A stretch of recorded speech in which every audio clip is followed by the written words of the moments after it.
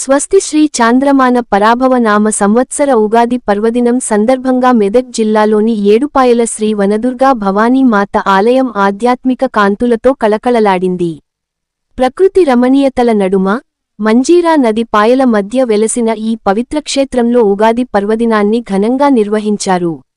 వేద పండితుల మంత్రోచ్చారణల మధ్య అమ్మవారికి ప్రత్యేక పూజలు జరిపారు. కుంకుమార్చన, పుష్పార్చన నిర్వహించి నైవేద్యాలను సమర్పించారు.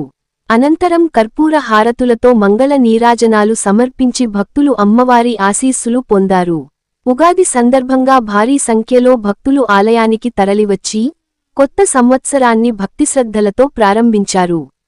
ఈ ఉగాది పర్వదినం సందర్భంగా దేశమంతటా శుభం, శాంతి, సిరిసంపదలు కలగాలని ఋత్విక్లు ఆకాంక్షించారు. Ram Dayal Rebba, R7 news, Sangareddy.